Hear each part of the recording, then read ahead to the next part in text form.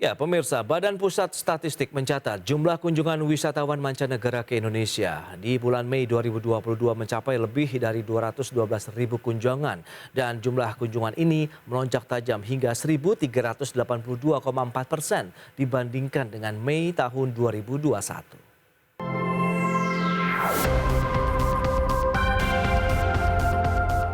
Meredanya kasus positif COVID-19 di sejumlah negara menjadi angin segar bagi dunia pariwisata di tanah air. Terbukti, data Badan Pusat Statistik atau BPS mencatat jumlah kunjungan wisatawan mancanegara atau Wisman ke Indonesia di bulan Mei 2022 melonjak drastis menjadi 212.300 kunjungan atau mencapai 1.382,45% dibandingkan bulan Mei tahun 2021. Kepala BPS Margo Yuwono mengatakan, jumlah kunjungan Wisman di bulan Mei 2022 juga mengalami peningkatan sebesar 91,19% jika dibandingkan dengan bulan sebelumnya. Sedangkan dari bulan Januari hingga Mei 2022, jumlah kunjungan Wisman mencapai 397,77 ribu kunjungan, naik tajam hingga 616,4% dibandingkan dengan jumlah kunjungan Wisman pada periode yang sama tahun 2021. Pada bulan Mei tahun 2022, ya, kunjungan Wisman itu mencapai 212,3 ribu. Ya, kunjungan, dan ini merupakan tertinggi sejak periode awal pandemi. Ya, jadi ini menggembirakan, ya, perkembangan Wisman di bulan Mei, ya, dan ini tertinggi kunjungannya selama sejak periode awal pandemi, ya. Margo menambahkan, tingkat penghunian kamar atau TPK hotel klasifikasi bintang di Indonesia pada Mei 2022 mencapai 49,85%, naik 17,88 poin dibandingkan Mei 2021. TPK Mei 2022 juga mengalami peningkatan 15,62 poin dibandingkan bulan April 2022. Sementara TPK Hotel klasifikasi non-bintang pada Mei 2022 sebesar 24,75% atau naik 6,69 poin dibandingkan Mei 2021 dan naik 7,35 poin jika dibandingkan dengan bulan sebelumnya. Dari Jakarta, Tim Liputan IDX Channel. Pemirsa, untuk membahas tema kita hari ini, di bulan Mei 2022 jumlah kunjungan wisatawan mancanegara tembus 1.382%. Kita sudah tersambung melalui Zoom bersama dengan Bapak Sandiaga Uno, Menteri Pariwisata dan Ekonomi Kreatif Republik Indonesia. Selamat pagi, Pak Sandiaga. Selamat pagi, terima kasih Mas Prasetyo Wibowo dari IDX Channel dan teman-teman yang sudah mengundang pagi ini. Alhamdulillah, sehat-sehat semuanya. Ya, alhamdulillah sehat-sehat juga ini. Menarik Pak, kalau kita sudah cermati tadi data yang sudah disampaikan BPS, naiknya 1.382% Pak. Jumlah kunjungan wisatawan mancanegara ke Indonesia. Sebenarnya yang menjadi triggernya ini mungkin bisa disampaikan ya untuk pemirsa IDX Channel itu dari mana saja Pak? Ya, tentunya kita patut bersyukur dan dengan pengendalian COVID yang semakin terkendali dan semakin baik, dunia mengapresiasi Indonesia dan wisatawan mancanegara mulai kembali memilih Indonesia sebagai destinasi unggulan.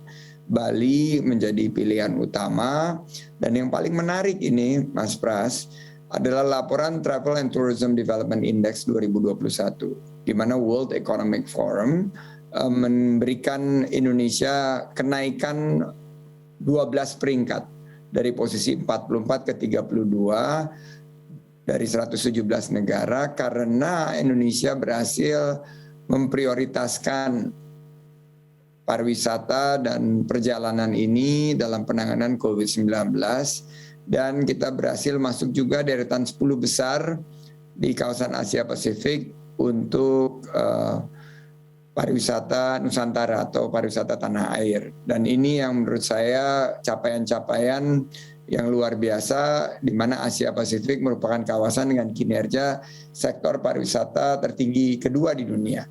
saya memberikan suatu keyakinan bahwa kebangkitan kita ini harus kita jaga momentumnya dengan kebijakan-kebijakan yang tepat. Dan pengalaman saya sebagai pernah ada di dunia usaha juga, sekarang di pemerintahan, bahwa kita butuh sebuah kebijakan yang terus bisa memberdayakan masyarakat membuka lapangan kerja, memiliki resiliensi atau ketahanan tinggi, adaptif, namun juga berdaya saing. Untuk pertama kalinya kita bisa melampaui Malaysia, Thailand, dan Vietnam dalam pariwisata, dan ini memberikan kepercayaan diri kepada para pelaku pariwisata. Apalagi sekarang kita memberikan kemudahan-kemudahan mulai dari program perizinan sampai juga pelaksanaan sertifikasi kebersihan, kesehatan, cleanliness, health, safety, dan environmental sustainability. Baik, tapi kalau kita lihat dengan jenis wisata, kemudian daerah wisata yang sering dikunjungi, apakah Bali saja yang memang masih menjadi andalan Indonesia begitu? Karena kan kita tahu beberapa daerah wisata prioritas tengah dikembangkan juga nih oleh pemerintah, Pak Sandiaga. Ya, tentunya Bali, Astungkara menjadi destinasi unggulan, tapi sekarang ada 5 destinasi super prioritas yang sedang dikembangkan. Danau Toba, Borobudur, Mandalika, Labuan Bajo, dan Likupang, Sulawesi Utara. Nah, kami juga mengembangkan destinasi-destinasi yang sekarang menjadi daya tarik utama dari pariwisata berbasis kualitas dan berkelanjutan, yaitu desa-desa wisata. Nah, kalau kita lihat ada 3.500 desa wisata yang sudah memasuki jejaring Jadesta atau Jaringan Desa Wisata Indonesia. Ini sekarang kita menyasar kepada konsep personalized, localized, customized, and smaller in size, di mana kita memberikan pilihan kepada masyarakat untuk mengambil destinasi yang juga ramah lingkungan, berbasis masyarakat dengan konsep hygiene, low mobility, less crowd, dan low touch. Apalagi di era digital seperti ini, Mas Pras, bahwa ada 21 juta konsumen digital yang meningkat dibandingkan sebelum pandemi. Ini memberikan suatu pengalaman baru, kunjungan yang berkualitas dan berdampak positif terhadap lingkungan. Kami juga memiliki strategi net zero di 2035, di mana kita harapkan saat ini pariwisata berkontribusi 8% terhadap emisi karbon. Kita ingin mereduksi sampai ke titik nol di tahun 2035.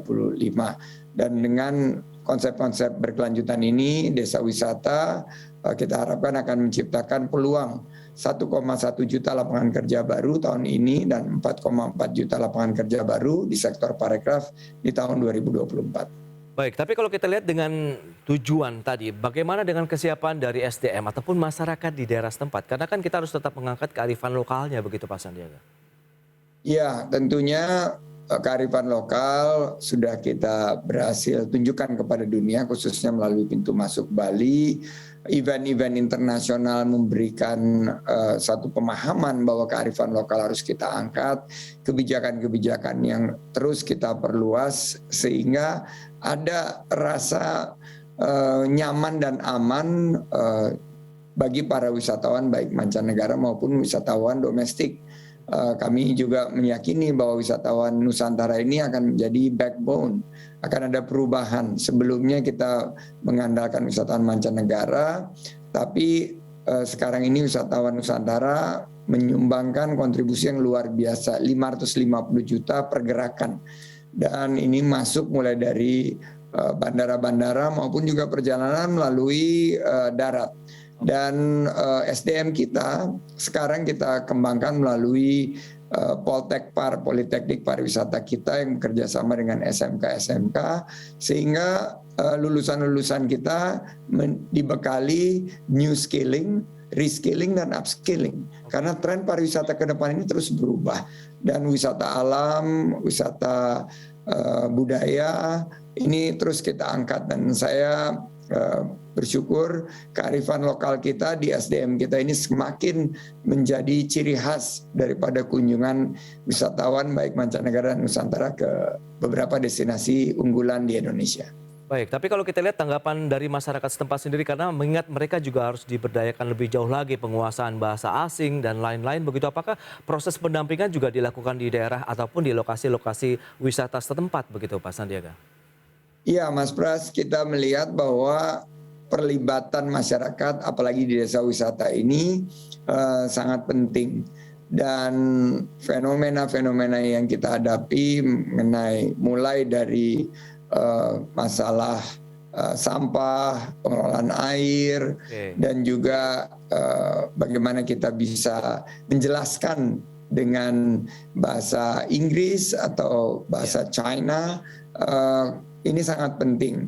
Oleh karena itu pelatihan-pelatihan dan pendampingan terus kita lakukan seiring dengan kalau kita lihat ya, didominasi oleh 5 negara kan sekarang, Australia, Singapura, Malaysia, India dan Inggris. Berarti bahasa Inggris lah yang akan kita dorong agar pemahamannya lebih meningkat.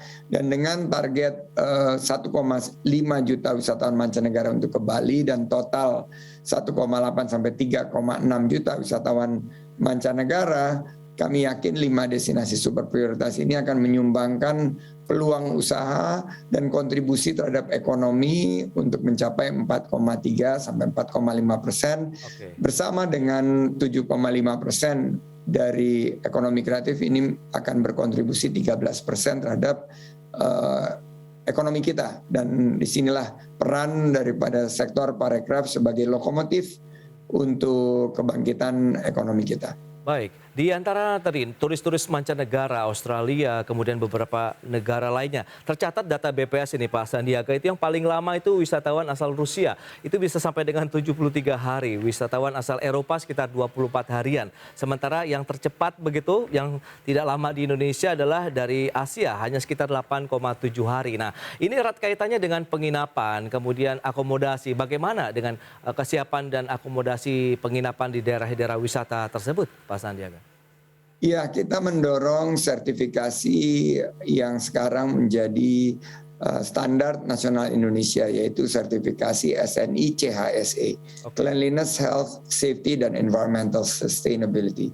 Lebih dari 6.300 pelaku usaha dan 6.121 yang sudah tersertifikasi CSE tahun ini, dan kalau ditotal dengan tahun-tahun sebelumnya sudah ada 20.000. Kita harapkan dengan kesiapan pelaku usaha parekraf dalam operasionalnya akan memberikan rasa aman, nyaman, dan mereka akan tinggal lebih lama lagi, karena pariwisata yang berkualitas itu diukur dari length of stay atau lamanya mereka tinggal.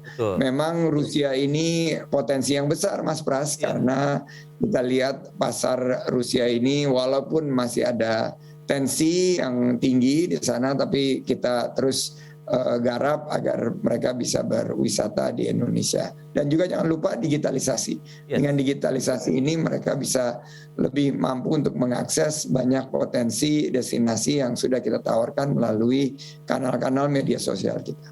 Baik, salah satu kunci sukses daerah wisata adalah juga pariwisata adalah dari transportasinya. Nah, ini bagaimana dengan transportasi yang ada di Indonesia, baik dari angkutan udara, laut maupun daratnya ini, Pak Sandiaga? Apakah juga semuanya sudah terintegrasi untuk menyokong daerah-daerah wisata tujuan yang sangat diminati oleh wisatawan mancanegara tadi? Ya, kita bersyukur transportasi kita sudah lebih baik, interkonektivitas kita mendapatkan pengakuan dari dunia. Mas Pras, kemarin saya sama IMF, Managing Director IMF, di mana mereka juga mengapresiasi kekuatan dan ketangguhan ekonomi kita. Jadi pemerintahan Presiden Jokowi selama beberapa tahun ini sudah banyak membawa kemajuan. Dan ini yang perlu diapresiasi kita, tapi tentunya masih banyak PR. Misalnya transportasi, bandara sudah disiapkan tapi penerbangannya masih kurang, harga tiket masih mahal. Nah, ini tentunya kita akan terus tambah penerbangannya, kita kerjasama dengan maskapai. Untuk transportasi laut dan transportasi darat, walaupun jalan sudah dibangun, tentunya kesiapan daripada bus-bus pariwisata, kapal-kapal yang mengangkut para wisatawan ini harus terus dipastikan keamanannya, dan masuk dalam standarisasi CHSE. Sehingga bus-bus pariwisata itu juga pengoperasiannya, supir dan kelengkapan krunya mengacu kepada standar yang tinggi. Dan menariknya menurut saya, karena ini berbanding lurus, tingkat okupansi hotel begitu transportasi terinterkoneksi dengan baik meningkat. Sekarang ini kita sudah mendekati level 50%, dan ini luar biasa. Dengan pendekatan inovasi, adaptasi, dan kolaborasi, kita sangat berterima kasih juga kepada para asosiasi dari dunia usaha, karena kebijakan-kebijakan khusus seperti subsidi silang paket wisata maupun juga kerjasama dengan Biro Perjalanan Wisata ini secara konsisten menghasilkan kebangkitan, dan tentunya PR yang ada kita bisa selesaikan secara bersama-sama dengan pendekatan inovatif, adaptif, dan kolaboratif. Baik, Pak Menteri, optimisme dari Kemenparekraf sendiri untuk mengejar target kunjungan wisatawan begitu di Indonesia sampai dengan akhir tahun ini kan sekitar 3,6 juta orang ini. Bagaimana nih? Masih sekuat itukah optimisme yang sedang dibangun nih teman-teman Kemenparekraf? Baru saja Mas Pras kita membahas fenomena revenge travel dan melonjaknya jumlah wisatawan tadi yang disampaikan oleh BPS di Mei. Kita mau sustain atau kita mau kawal momentumnya, dan jumlah pesawat yang tersedia ini harus terus ditambah, dan yang mulai dalam proses revitalisasi harus kita akselerasi. Kami bekerja sama dengan Kementerian Perhubungan akan meningkatkan jumlah frekuensi penerbangan dan penjajakan peluang dibukanya jalur dan rute baru. Kami optimis target 1,8 sampai 3,6 juta ini bisa tercapai. Ada beberapa PR seperti kebijakan-kebijakan visa yang harus kita lebih buat lebih terbuka bagi para wisatawan dari terutama Malaysia dan Singapura. Untuk 3 bulan pertama tahun 2022 sudah mencapai 390.000. Tapi yang terpenting juga lapangan kerjanya Mas Pras. Karena target devisa 470 juta dolar sampai 1,7 miliar US dollar ini harus bisa dirasakan oleh masyarakat. Dan kami sangat yakin 1,1 juta lapangan kerja baru dan berkualitas ini bisa kita ciptakan. Sehingga tekanan inflasi, ini IDX Channel banyak menyinggung inflasi, bisa kita sikapi karena masyarakat memiliki tambahan penghasilan yang cukup, sehingga kehidupan ekonomi rumah tangga mereka, ekonomi masyarakat ini bisa kita prioritaskan. Betul, dan ini juga diharapkan bisa menyumbangkan juga penurunan angka kemiskinan. Tadi juga sudah disampaikan sebelumnya, BPS juga menyatakan bahwa ada penurunan dari angka kemiskinan di Indonesia. Berarti kan ini memiliki korelasi yang kuat dengan daerah-daerah wisata begitu, yang UMKM-nya juga akan tumbuh begitu ya Pak Sandiaga? Betul Mas Pras. Jadi program seperti desa wisata ini ada dua sisi. Pertama adalah afirmasi terhadap pariwisata berbasis masyarakat. Dan ternyata setelah kita perluas, kita perdalam, ini dampak terhadap UMKM setempat, ekonomi kreatif, ini sangat terbuka. Saya selalu sampaikan bahwa selama ini pariwisata ini rohali. Rombongan hanya lihat-lihat aja, rombongan hanya selfie-selfie aja. Sekarang dengan pendekatan desa wisata, pariwisata yang berkualitas, mereka menjadi rojali, rombongan yang jadi beli produk-produk ekonomi kreatif sehingga UMKM-nya tumbuh. Nah, begitu UMKM tumbuh, ada peningkatan lapangan kerja yang langsung berbanding lurus terhadap penurunan angka kemiskinan. Jadi ini PR besar kita yang harus kita terus lakukan dalam upaya kita keluar dari pandemi untuk terus membawa suatu transformasi menuju Indonesia maju. Baik, maju terus untuk industri pariwisata nasional tentunya dengan mendatangkan lebih banyak lagi wisatawan mancanegara ke Indonesia. Pak Sandiaga, terima kasih banyak atas waktu dan sharing yang Anda berikan ini untuk pemirsa IDX Channel. Selamat melanjutkan aktivitas Anda kembali. Salam sehat Pak Sandiaga. Salam sehat, terima kasih Mas Pras dan IDX Channel. Baik pemirsa, demikian perbincangan kami bersama dengan Bapak Sandiaga S. Uno, Menteri Parekraf Republik Indonesia. Dan 1 jam sudah saya menemani Anda dalam Market Review. Saya Prasetyo Wibowo beserta kerabat kerja yang bertugas undur diri. Terima kasih dan sampai jumpa.